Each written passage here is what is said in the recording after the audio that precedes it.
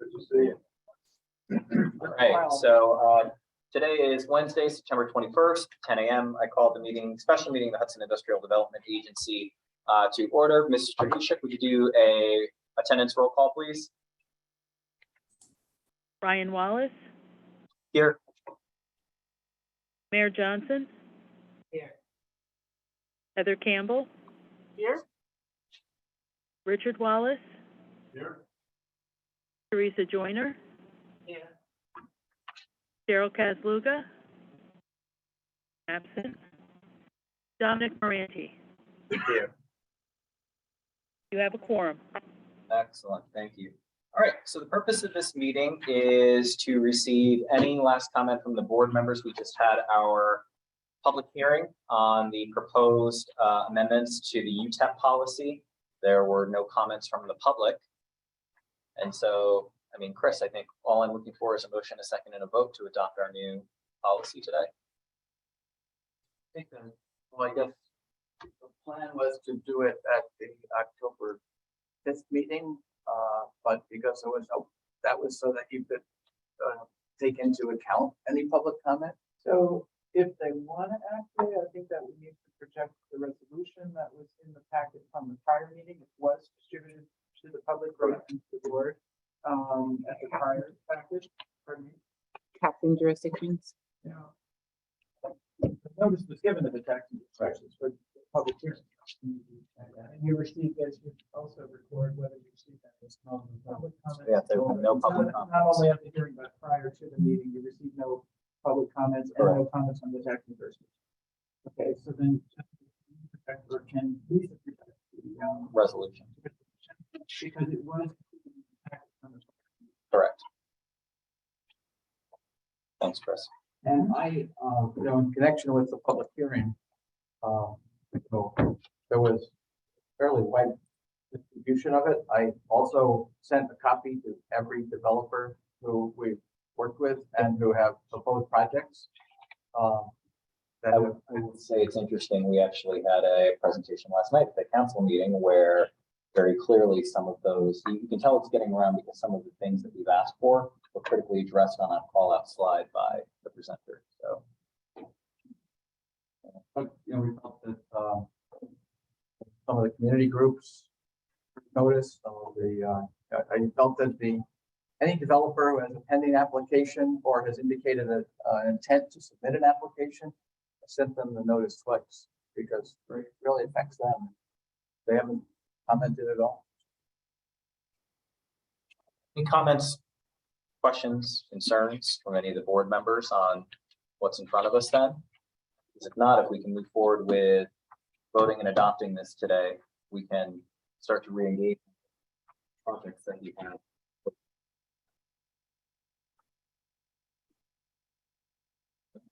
Need a motion in a second. The motion in a second to vote and then a roll call vote. Chairman? Yep. I think one of the questions we have from an implementation standpoint is, with the 15-year agreement. And I think that's prior that the agency, when they review a project where the developer has a desire to go beyond the basic requirements of that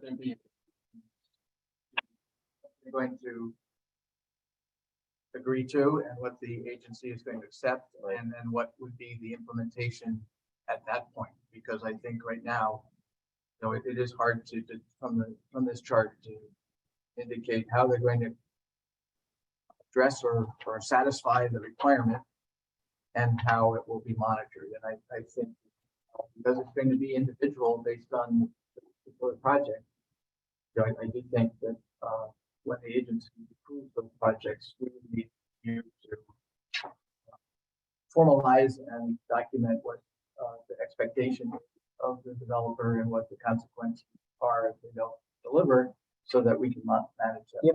Yeah, and I think we've discussed this in a few previous meetings, notably the fact that the criteria is an evaluation procedure. It is not grading, so it's not written in stone, which means that it is subjective for the board to be able to come together and make the final determination of whatever tax breaks are received.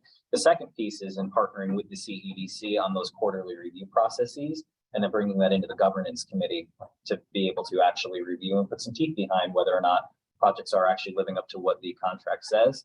And do not, so I'll look to you and Jessica to make sure that, we do have at least of the outstanding projects quarterly review where they're proceeding, at least in terms of what they've contractually agreed to, so that we can then decide if we need to claw back.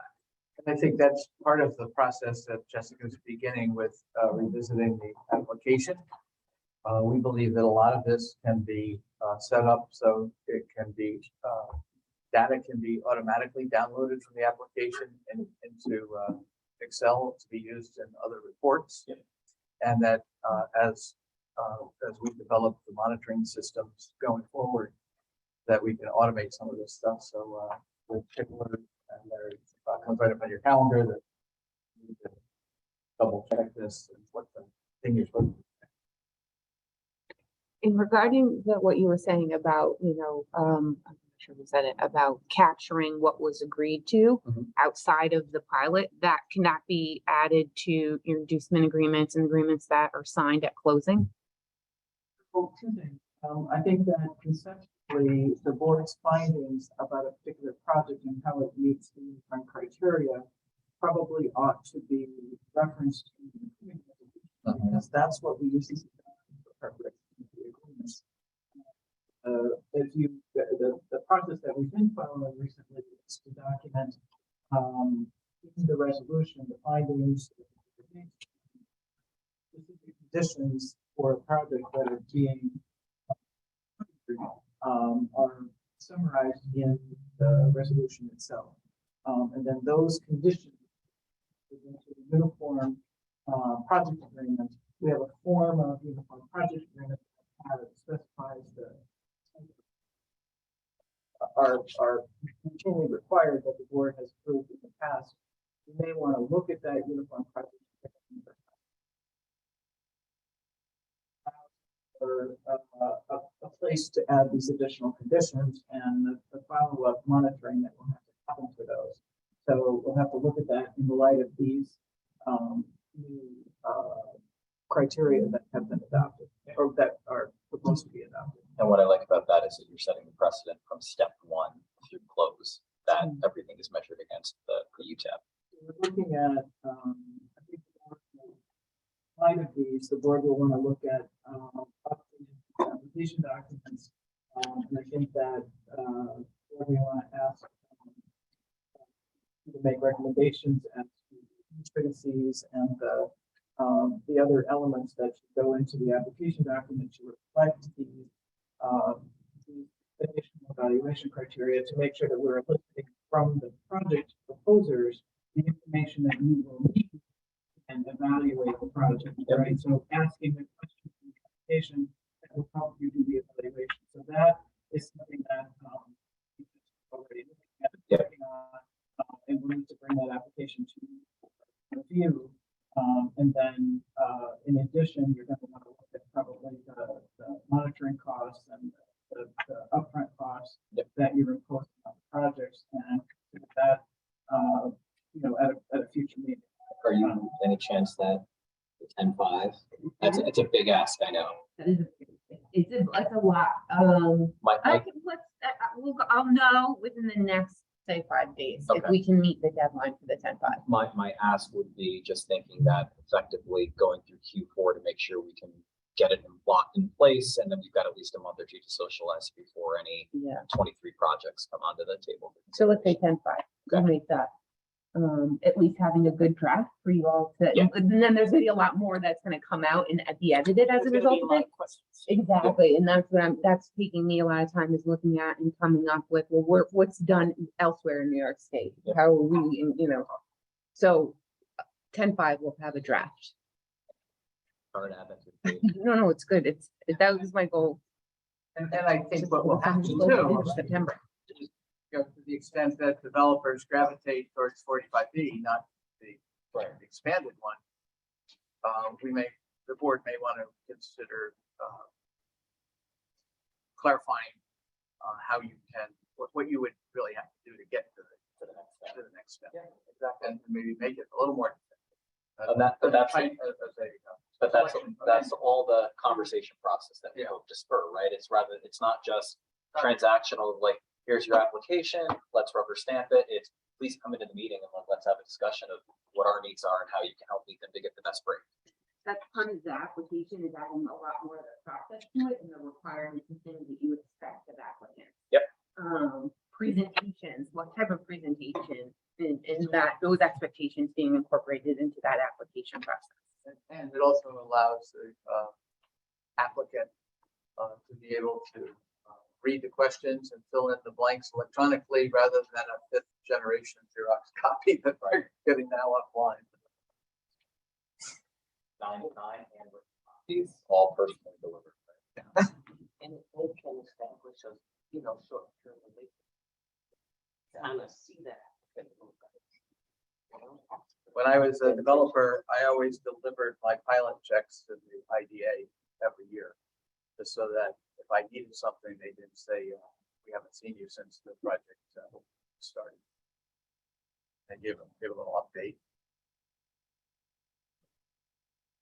Give a motion in a second. No, so with that, knowing that those are the next processes, motion in a second.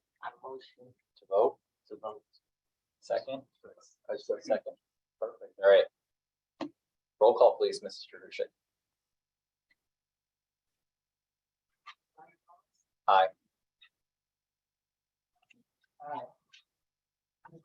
Aye. Aye.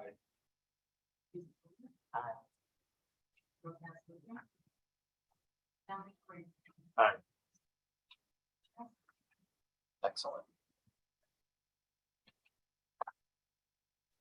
Just want to thank everybody because it's been a long process and it does set us on the right path, right? I mean, ultimately, it's just there's better transparency in getting more information of what it is that they can do for the community. So thank you. With that, that's the only action item that we have today. I'd like to open up the floor for public comment if the board has no other elements that we should discuss.